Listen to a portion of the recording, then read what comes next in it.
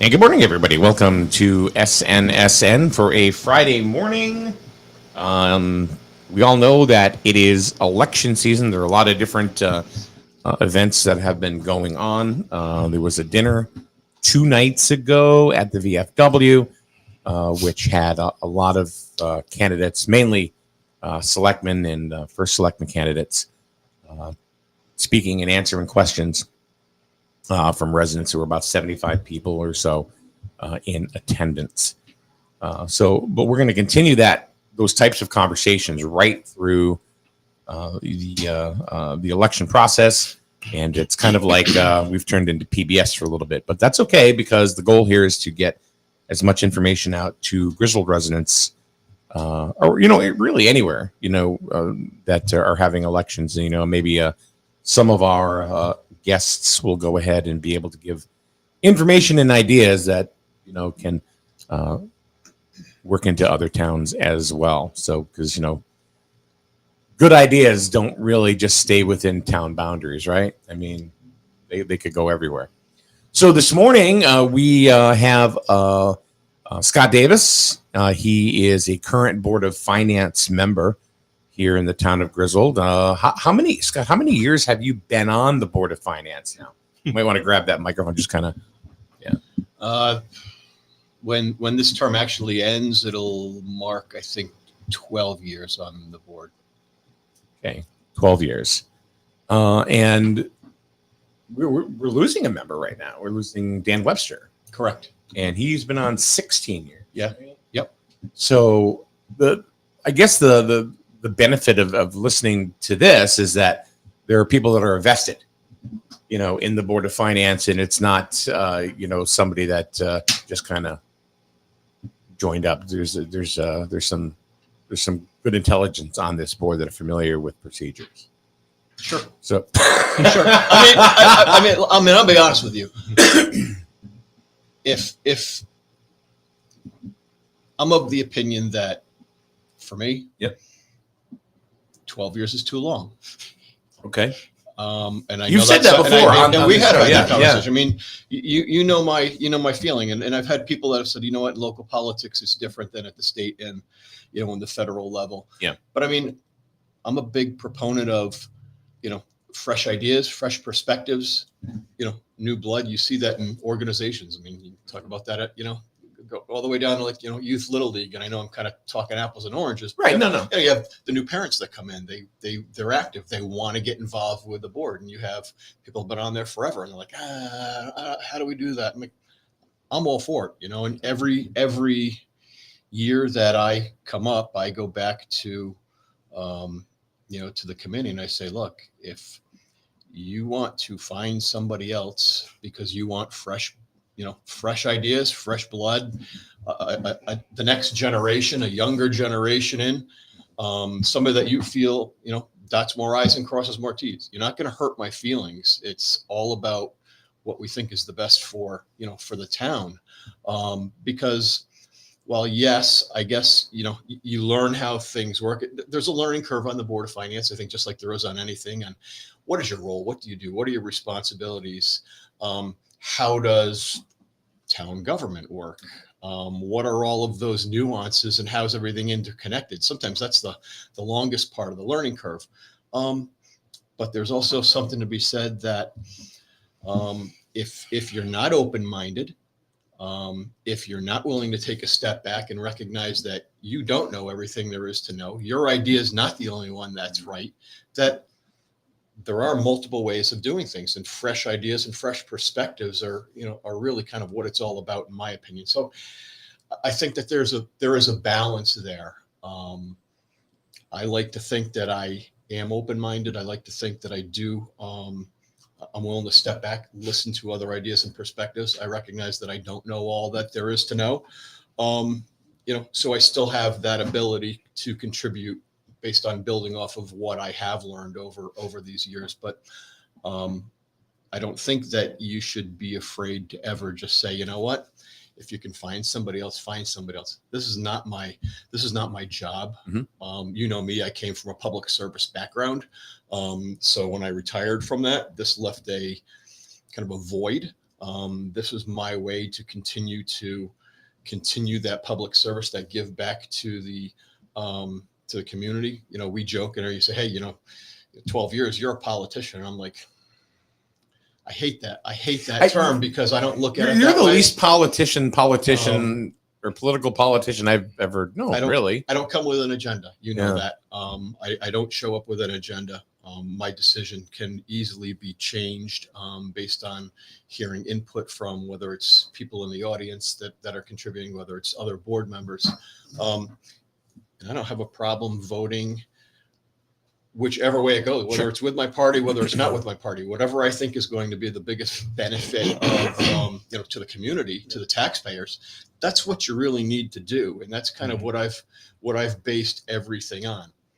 But, for me, I'm always willing to say, hey, if the torch needs to get passed or should get passed, then please go ahead and do so. Do you think people hold on to Scott Davis because of the amount of tenure and experience that you bring to the board? I don't know why. I don't know why. Well, I mean, I think Paul and I could probably tell you why. Yeah, I think if you left the finance board, it would be a big loss. I really do, because I think you play it right down the middle, and I respect you for that. So I think it would be a big loss. Don't cut yourself short, because I think you do an excellent job, and I'd hate to see you leave. Yeah, I appreciate that. Thank you. So now, do you feel like you have an obligation to continue? And that's got to be a little bit of a burden. There's a balance. There is a balance. There's that part of you that always says, "Oh, enough is enough. I'm so done. I'm done with all of the other." Is that where Dan Webster is? I mean, we can't speak for Dan Webster, but I don't want to. I won't speak for him. He's been open at our meetings. He has said this at the meetings. In open forum that he's done it for 16 years. Yes. That's a long time. He's represented the board, really, really well. I'm not saying that we always agreed, because we didn't, and that's the way that it should be. You shouldn't ever have a board that agrees on everything, because you need to have those bouncing those ideas and those perspectives. I think that he represented the board very, very well. And as he shared with us, he's like, after 16 years, there's a lot of personal sacrifices that I've made in missing things with my family and my kids. And I'm at a point now where I think that I need to kind of reprioritize life. And I applaud him for that, because I know it's not an easy decision either to step away, because he was very, very dedicated, to the board and into the community. Yeah, it's definitely a loss, but I mean, it's well deserved. Right. It's well deserved. Absolutely. So speaking of like maybe passing the torch or moving on or anything like that, we're going to speak to Dr. Mark DePonte, who is one of the candidates on the Democratic side for Board of Finance. So good morning, Doctor. How are you? I'm good. How are you, Mike? Good. Good morning to you. All right. I did all the medical questions. We did that in the parking lot. Now you get my bill tomorrow. Huh? You'll get my bill in the morning. Why? Why run for the Board of Finance? I don't know. Moving on.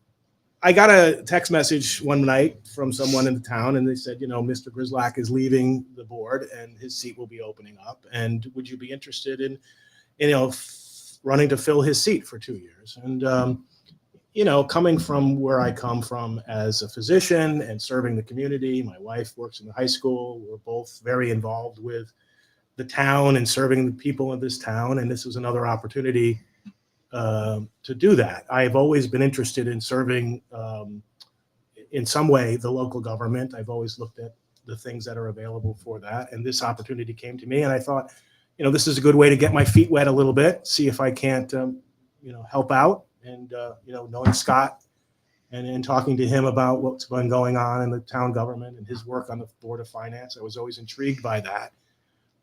So, I think this is a good fit. I come to this board with a little bit of a skill set, which I think might, dovetail nicely with what our obligations will be on the Board of Finance, coming from a business background. So good question. Like, who is it you're running against head to head? I think it's Miss Grills. Okay. All right. So I guess my question is, to caveat off of why, what is it that you think that you can do better than somebody that's already on the board? That maybe, or should I say, what do you talk about your business background? What you bring to the board that would be advantageous for Griswold? Well, I think, coming out of medicine, people kind of assume that when you're a doctor, everything's set and you're all set, and it's just, easy street all the way down the line. But it isn't. It's a business, and you have to make business decisions. And we came through the ACA a few years ago. The Affordable Care Act came in, and all of my friends in the business, private physicians, were lamenting the end of private practice, and they were all going to have to start working for the government. And I said, you're not going to wind up working for the government. You're going to wind up working for Walmart, because that's what's going to happen. The big money's going to come in, and if you follow the prevailing thought that you have to buy this and get this and do that, you're going to be broke. And a lot of them wound up going under and having to sell out to Hartford Healthcare and Yale. In my practice, we looked at the numbers and we said, these things, these incentives that they want us to get, the electronic medical record and all that, doesn't make any sense. You never get the money back. You don't get the investment, never recoups itself. So we never did it. And I think consequently, we never found ourselves over a barrel. We've been in practice now over 20 years, and we've been successful because we haven't succumbed to the prevailing wisdom. So, and that's when I said, innovative thinking, don't follow the herd, think for yourself, do things that make sense for your business, and you'll do fine. And I think bringing that to the Board of Finance, I'll be able to think what's best for the town. I know people will be pushing. When you're in business, you get lots of solicitations, as you probably do. This is the greatest thing. You should do this. You should do that. And those are often not so. So, I bring I think a practiced eye about evaluating things, vetting things, deciding where things need to be appropriately apportioned. And I think for myself on a lot of these things, I won't be swayed by the prevailing wisdom. And just as Mr. Davis was saying, I think at this level, party affiliation is less important. You read my mind. And so you do what's best for the town. You do what's best for the people of the town. And party affiliation has really nothing to do with that. We're all fiscally conservative. We all pay taxes in the town. I don't want to cut my own throat by raising the mill rate any more than anybody else does. The balance is going to be to try to facilitate economic development. Because you're affecting yourself as well. Exactly. We're all in the same boat. Why would I want to do that? So, I think I bring a bit of an independent bent, as it were, thinking wise. And again, also coached by the idea that I know a little bit about business, how to balance a budget, how to payroll, how to pay taxes and all of that. So I think that'll help. Well, when you I'm leave, just usually looking around the corner. no. Usually that means you got something to say. No, because the Board of Finance is the most important board in this town. We've said You you guys hold the pen, man. You guys hold the pencil. You guys control the checkbook. We actually produce something tangible that people have to look at and vet and look over. And, you're never going to make everybody happy, and you're probably not going to make, hopefully not maybe everyone angry, but, it's what it is. Yeah. So, hear me out where I'm going with this question. So, I never know where he's going. I never do either. So, this is not your first time running for a position. You ran for state representative, correct? Yes, I did. And you were unsuccessful. This was, if I'm not mistaken, was during the red wave. The red wave. Okay. How do you think people are going to view that this time around with Dr. DePonte, running? I mean, they're going to say, well, he lost last time, so let me finish. Okay. I don't think, like I told Scott, we've talked before about, like town politics and how close to the aisle really everybody is. There's really not a lot of, party. What's the word I'm looking for, Paul? Help me out here, because I'm really struggling. Tribalism. There you go. There you go. Thank you. You said it, not me. This time around, I don't think you're going to have that. I think people have forgotten about the red wave. Right. And do you think they're going to view, and it's a totally different position, but I mean, do you think they're going to view any of, not just you, but any of the Democratic candidates a little differently this year without the red wave? Yeah, I think that there is going to be a move away from, I think a lot of people at that election just went down the line and voted the Republican one. Yeah, I think that's and accurate. that benefited our current representative greatly. Doing that helped the town. We'll look back. Let's go back 2 years now. We're 2 years in. Did by doing that moved the town forward by voting more Republican. You're asking me? Are you asking me? What do you thought? You really want me to tell you? Tell me. I think we moved backwards. And I'm a registered Republican. I'll be honest with you. But I think from these past 2 years, we've kind of gone this way and not that way. Right. And I think the problem is when you just look at the party and ignore the person, you make bad decisions. And I think in this election, it's not about party, it's about competence. Who do you think is going to be more competent, Tina or Wayne? Rich Or Martin. or Marty? Yeah. Well, Marty's one. And if you think that the other party's got a more competent candidate, you have every right to vote for them. Or you can split it. I think that no matter what, historically, you're always going to have a segment of the voting population that's going to say, I'm going in and I'm only voting line A. I'm only going in and I'm voting line B, and that's it. Maybe I'm idealistic in my thought process. I've always looked at it like, that's great. I can appreciate your loyalties, but in a way, I think there's a little bit of a disservice there because, as we talked about earlier, it's nice to have that balance because balance does help to change, force change. My personally, the way that I've always dealt with it, look, I'm a registered Democrat. Obviously, we know that I'm on the Democratic ticket. Sure. But there's never been one election where I don't go in the polls and I'll go old school. Closing the curtain, and I go in and I look at every single position. I look at every single one, and I always said, you know what? Who do I think is going to represent me the best? Who's going to represent my interests the best? What do I like about this? What don't I like about that? And I've never been one to go that way. Is the red wave over? I don't know. I guess it all depends on which social media group you happen to be in. And if you ask that in Fox News or if you ask that in CNN, you're going to get totally different answers.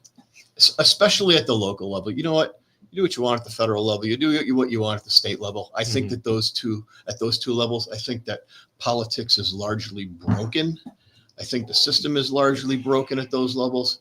But we have so much to lose at the local level by playing it that way. I really think that you need to go to the polls and you need to say, who do I think is going to do the best job for the town? Who do I think is going to do, based on whatever your metric is to measure that, whatever your standard is, and vote accordingly. Paul, we've talked about that many times, where it's like, I feel that you have to pay more attention to local, more so than, and maybe a little bit of state, more so than federal, because, if something comes down, from the president of the United States, how does that really affect us now? Keep in mind that the last election, we had a state government being elected and we had a presidential thing going on. That's where the red wave came in. Right. There's none of that this year. This is strictly local politics. So that's why I think the red wave is. That's a good point. That's a great point. So that's why I like Paul here, because when I look stupid, he reels it back in. I'm not lying. The one thing I will say, though, that I was kind of disappointed in was with the finance board this year, I felt that there was some political stuff going on. You can look at me. I know. I know, but I'm the one that stirs the pot, Paul. But I was a little concerned because I seen a difference with the senior center, and I seen a difference with the field. Two different ways of handling it, and the senior center worked out where they got their money. I think that they came down hard on the senior center people. That was my own opinion. No, maybe I'm wrong, maybe I'm not. But I know I'll put you in a tough spot. So I guess my comment on that would be this. I mean, first and foremost, I mean, obviously, we can go back to when the senior center issue first happened. I was the chair. As things progressed, other monies came in. I was not the chair. Yeah. Different people have different management styles. Doesn't mean that it's any more effective or necessarily any less effective. People have different management styles. When, you know, in looking specifically at that particular issue, when I was the chair and when that broke, my priority as the chair of the board that has a fiduciary responsibility to every taxpayer in this community, that at the end of the day, the buck stops with us because we're supposed to be the stewards of the town's finances, of your money. My priority was to say, what the hell just happened?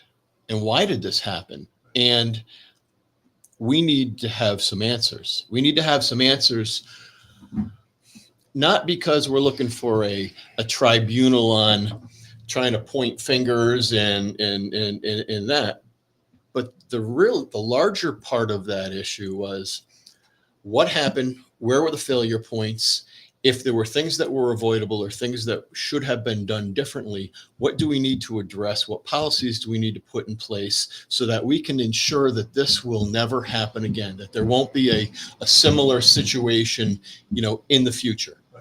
That was really, in my opinion, my role on how I kind of directed that. The taxpayers were owed an answer at that point. That was a significant amount of money.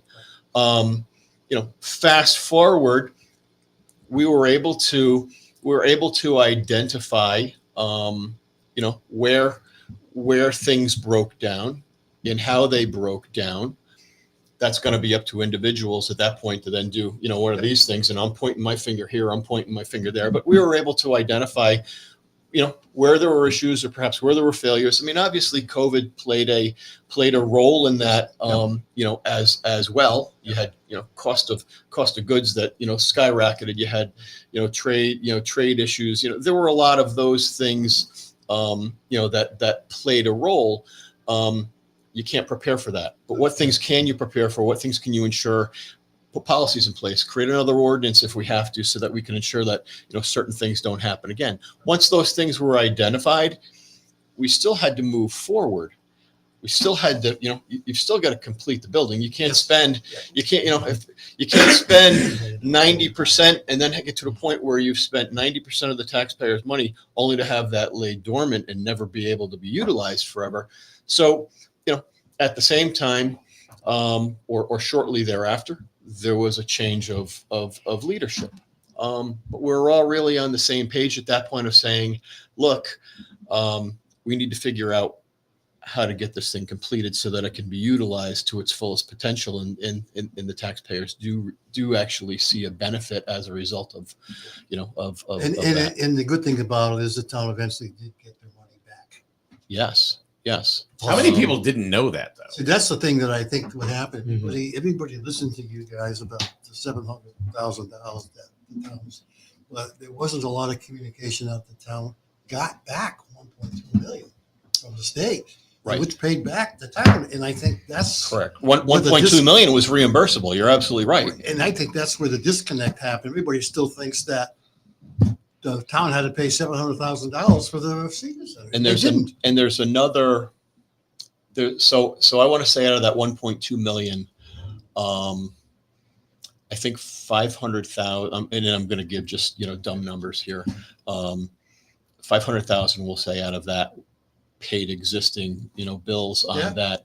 700,000 of that, I I think is projected or did go back into the general fund, really as in a reimbursement sense of things that were already paid for out of that. So I mean that did work out, and I'm glad that came through. There's also, I think, still outstanding that hasn't actually been awarded yet. Is there's a USDA grant, I believe, as part of that too, that's hanging out for like 400,000 or something like that. I think that's for the generator. Is that for the generator maybe, or some other components, there as well. So those will be, we'll call them, no cost items as part of that build. So yeah, I don't think that you're wrong. And that's just kind of, and it's unfortunate, but that's kind of how things just tend to work in general. When there's bad news, it circulates like wildfire, and it mutates. When there's good news, it circulates, but not nearly with the firestorm, the bad news. And I think that's why when the field came up, a lot of people were against it, because of what happened with the situation.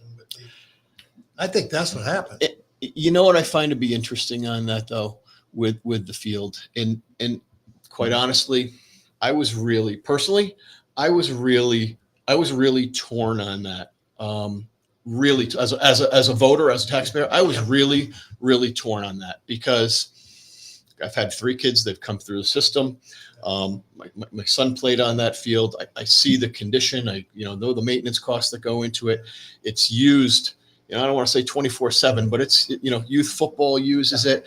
So I could really see the benefit of that.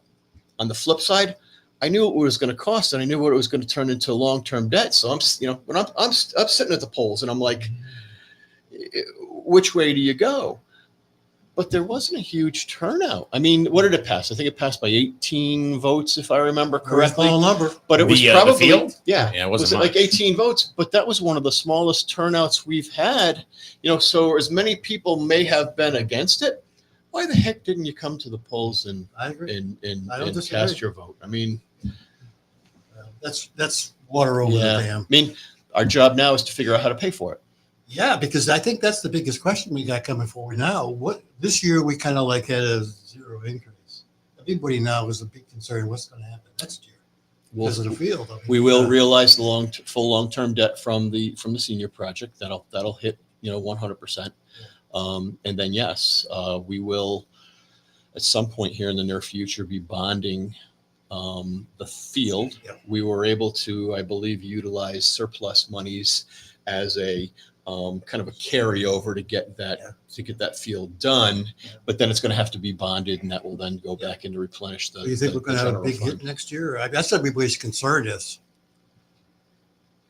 Actually, I want to present that to Dr. DePonte. Oh, I think we got to get you. I think the rumor is, and I don't have any supporting evidence or documents that say this is going to happen, but I think a lot of the fear is that we're going to get hit with a big mill increase coming up in this next year.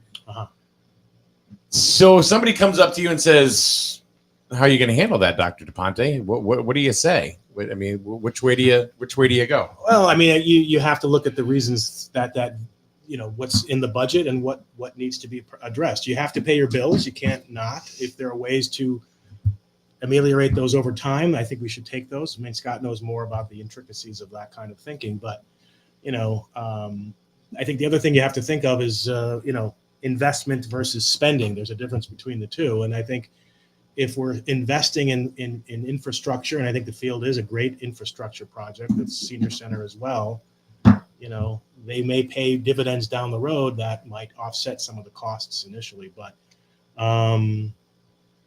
that's where we get, the rubber meets the road. How do we try to find a way to navigate that and try to offset as much as we can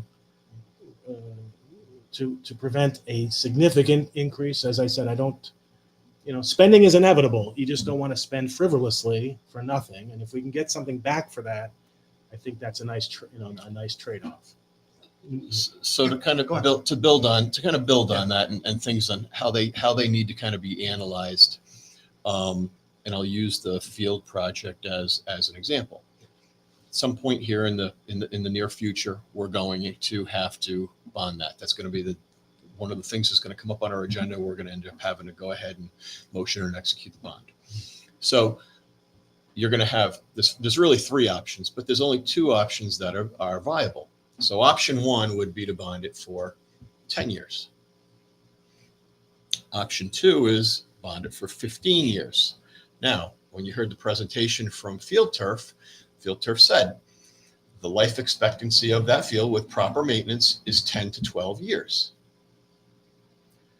We don't have any data, but you might be able to go as much as 15 years before you need to have that field redone. before you have to have it resurfaced, the turf resurfaced. Now, so not rebuild, just resurface. just resurfaced. Right.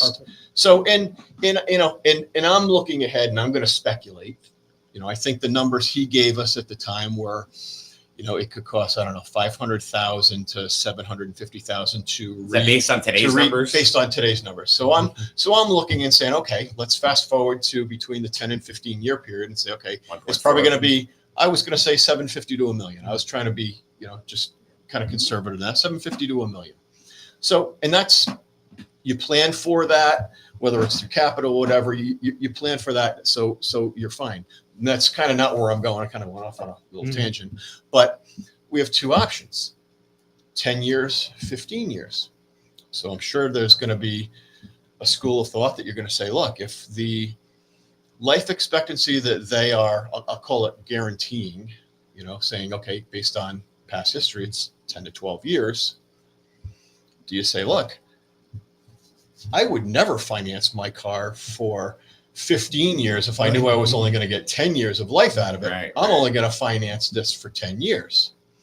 Or do you That's how you go get with yourself into or trouble. do you go You're with upside down. or do you go with that school of thought that says, no, I want to go 15 years because he said with proper maintenance we could get as much as 15 years out of it. Cross your fingers and hope that you do. Because at the end of the day, that's going to present a savings to, the taxpayers, because your long-term debt has now been extended out by another 5 years. I know that just in, just kind of, I'll call it unofficial, kind of discussions that, the board has had over that. I know that there are people that look at it from two very distinct, different ways. So those, to build on, Mark said, on how you've got to analyze that. You've got to look at a lot of that stuff to try to figure out what's the best fit. That's a great example of that. There's no necessarily right or wrong answer depending on how you do analyze it. So I guess what kind of savings would we be looking at staying at 10 instead of going to 15? Because there are going to be savings, I'm assuming. Yeah, quite honestly, I don't remember. I mean, when we first were presented with an estimate, that was probably back at the very beginning when it had first passed referendum. But Marty, you mentioned something about investment. One of the things that's happening now, everybody, all the selectmen are talking about economic development. Being on economic development committee, we have $1,000 budget. Everybody's saying now, in order to make any money, you got to invest money. So why are we not putting more money in the budget for economic development to go out there and sell ourselves? We never used $1,000. I'm going to let Mark answer that. That's just very short-sighted thinking, Paul. I get it. I think there's a lot of people asking me what I'm going to do for economic development as a Board of Finance member. And I'm like, well, the Board of Finance doesn't do that. So, I mean, it's not in my germane portfolio to develop economically. I have opinions about it, but look at the field is already paying some dividends. We're already getting more students back in the and there's anticipation of more next year. That's money that goes right into the general fund. So we're already getting a return on our investment. I'm looking at the other way. I'm looking at the town investing in economic development to sell ourselves. Right. I'm surprised. $1,000. And I'm going to be honest with you. I didn't know you only had $1,000 line. There was $1,000 line at one time. So there's not even a line I item don't now. even know if it's there anymore. But we had $1,000. Somebody. Yeah. And I mean, if you want to make money, you know what? You got to spend money. I hate that saying, but that saying is very true. You want to make money, you got to spend money. You've got to invest. Right. But what do we want to be as a town? I think that's the other question. I mean, where do you want to invest that money? I And think how do you want to do that? Do you I want just to think we need to sell ourselves so we can bring businesses in. sell ourselves as what? As a place that welcomes business. We don't have any economic development. We don't have a great track record of that right now. Right now, we don't, because I don't even know if we're business friendly, to be honest with you. Apparently I really don't not. know that. I mean, we lost a lot of stuff. We lost the data centers. We lost a lot of the hotel was coming in. All this other stuff was coming in. It's gone. No, you're right. If I were, if I were a, and I don't even know what you would call that position, but the person responsible for bringing a large company in, and I'm not talking like Fortune 500, but a larger business, we'll call it a big box or whatever you want to call it, a large corporation. And I looked at Griswold. You're right. I would be concerned. Are they business friendly? I think you hit the nail on the head there. I'm not so certain that we give off those vibes. I don't think we did. No, not when I you don't look think at so the neighbor either. to the north and the neighbor to Big the time. south. Mhm. You're absolutely right. Yep. So, but I'm looking to say that if somebody comes to the financial board and say, look, we want to put $5,000 or $10,000 into the budget for this, you guys could look at it and say, yeah, we can do that. That's where you guys come But I in. guess when you say like the EDC, let's say the EDC comes to the board and you're part of the EDC, Right. says we need 20 grand to go ahead and promote the town. Well, if I'm not on the board of finance, obviously, but the first thing I would say is, well, do you have a prospectus or something like that, and how you would spend it? Where would it go? I'm not a marketing. I know, but maybe that's part of the problem. If we go, well, we need 20 grand. Well, for what? Look at Willimantic then. Did you ever see the commercial for Willimantic, Wyndham? They actually have a commercial out there in Willimantic. Come to Wyndham. A lot of towns have that. And they get A lot of some towns marketing have that. I said companies to come Westerly. in and they do this stuff. Westerly has that. It costs money to do that, but it shows that they want you to go there and they got that big restaurant downtown. Connecticut has a new ad campaign Yes. So, that they're starting. You know what? We can break it down to even a simpler thing, Paul, and I think you're 100% right. You look at and we could go off on a tangent and talk about this for a whole nother show. The tuition business model that the Griswold school system uses, a very successful business model in what they bring in.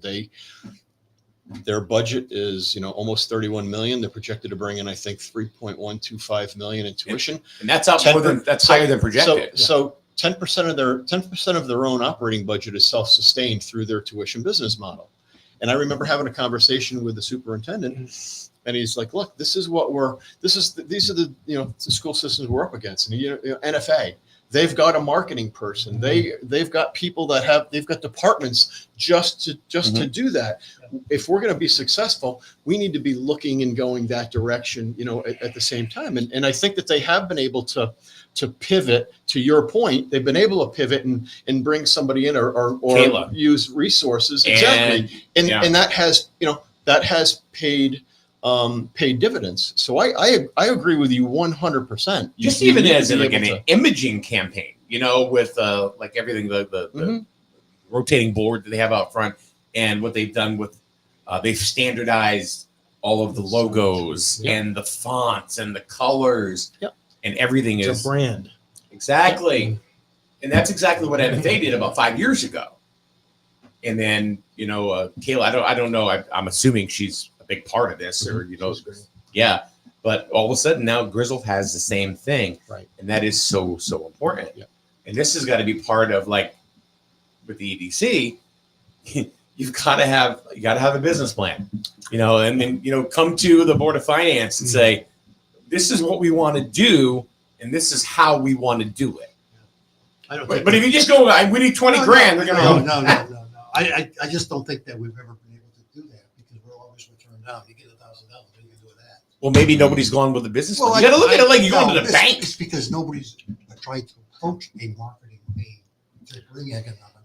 Well, you need a business model. That's where business people coming into the government can provide that kind of structure. It's true. You need a 5-year plan, you need a 10-year plan, you need a All 20-year businesses do. plan, and you need to know where that money. You can't budget money if you don't know what your obligations are going to be going forward and where you want to bring the town. And that's why I said before, what's the vision of the town? What kind of a town do we want to be? Right now, we're kind of a destination. We don't think of it that way because we live here, but people visit Griswold to vacation. They go to Hopeville, you know, they go to Patchogue, they drive through, they camp. And breakfast. And so, you know, breakfast capital. do we want to destroy that aspect of it to put a big box warehouse store up at the Stocks property or something like that? You know, I mean, it's a lot of things we have to think about. And I think, you know, we're in the economy is such that we have an opportunity to try to find that path. And I think we need a dedicated public servant whose town job is to kind of find the way the town needs to go. Not a town planner per se, but you know, somebody in that capacity that can kind of put a vision out there for people to say, this is where we're going. And the school, I think, is going to be an essential part of that, because people move to towns with good schools and good senior centers and great senior centers. And it's 9:45. I know you have something to do. Yeah, I can give you about 5 more minutes. You know, real quick, Paul, to your point though on funding, you know, maybe the way that you approach this, that the EDC approaches this, you know, coming into next year, is, you know, when you guys meet and you have some of these discussions on, you know, things like funding and what do you want to do and the look ahead, and when we have budget presentations and the various departments come in, maybe you guys don't ever come to to present. It goes to the selectmen. You know, committees typically don't come in to present, but maybe that might be worth saying, look, hey, whoever the chairman is, hey, can you put us on the agenda so that we can present, or we can have a conversation with you on the same evening that planning and zoning? Because really you're piggybacking off of planning and zoning for the success of any kind of development within town. So when they're coming in and he's making his presentation on here's what I need for monies, maybe that's a good night for, you know, you or somebody from the EDC or the entire EDC to come in and just say, hey, look, we only want to take 10 minutes of your time, but here's what we're looking, here's why, and it would be a good piggyback, and here's what we plan on doing, here's our plan. And I'm hoping, because both Republican and Democratic selectmen are concentrating on economic development. I mean, you heard them talk economic development, so maybe having them now have an eye on it. Maybe we can get. I think you got to look at what do we have here that nobody else has. I know this sounds really dumb. Yeah, we have SNSN. Oh, yeah, maybe. It's going to sound really stupid, but we have vampires. That's true. All right. Look what Salem did with witches. You know, Lizzie Borden, right? So that's where they blew up. That's where the marketing guy, marketing person, we could say Griswold vampires. We suck. You know, but the thing is it gets into people's heads. Is what I'm saying. But you got to have something. Like you said, Mark. You know, people come here to. Well, you said they come here to vacation. Yeah. I threw in the whole breakfast thing, or whatever. Nobody's got vampires. Not like we do. We have vampires. And as silly as it sounds, it's something that people will travel to go see, and we have not harnessed that yet. I know. I was at a parade a few years ago with my kids, and some guy comes up to me at the gas station and says, so where are the vampire graves? Yeah. I said, well, they're around the bank. Go around the bank. You see them. He goes, what's this parade thing? I said, it's Memorial Day. So, you know, people come for a variety of reasons, and they'll spend their money once they're here. So, yes. So, anything else that you want to mention about the Board of Finance, Scott? You know, with the elections coming up? No. There's that's a reel right there. It's needs to be said. Has been said. There's probably a lot of things that we could. There's probably a lot of things we could talk about. Better for another video, another time in the future. Yeah. Dr. Mark DePonte, gonna take a minute or two or whatever you want. Tell people. I'm gonna put the camera right on you. Tell people why they should vote for you for the Board of Finance. Oh, okay. Well, you know, I said before, I think that this election, and I think all of this races, it comes down to a question of competence. Who do you think is the right mix of skills, experience to get the job done, and get the job done in a way that's going to help the town move forward? We've been a little bit stagnant of late, and there's been a variety of reasons for that. But you know, those are all in the past. I think when I was asked to run, I looked at the people who are running with me, and I thought this is a great slate, and I'm honored to be on the slate with Tina and Rich and Linda, Cody, who's running for treasurer. I think That's we have- going to be a bloodbath, that race. yeah, the knives are coming out all the time. No, I think we've got a great slate of candidates, and I think we're very competent people. We're extraordinary individuals who've done a lot for this town in the past, and I think we have the opportunity to do that again. And I think this is a great time to be here because we're going to get some stuff done. I have, a history of working for the town in the capacity as I have as a physician. I've also done my wife's charity work with the Power Together 3, which has a meeting coming up on Wednesday, the 25th, at the River Church. And we've been able to give back over $70,000 Very nice. to people and institutions in the community. So, I hope to get on the board, and I hope to start working with my friend Scott here and get some stuff done for the town, because I think we're in a cusp where we can really make some differences going forward that'll make lasting change for the good in the town. All right, gentlemen, thank you very much for coming on in today. I appreciate your time. All right. And, Thank you for the opportunity. You got to go. Yeah, I gotta All go. right, I gotta get Scott, running too. Yep. take it easy. All right. Thank you, Mike. Take it easy. Paul, thank you. Dr. DePonte, I hope thank I you very wasn't too much. hard on you. Thank you, Scott. Have a great weekend, everybody, and we will see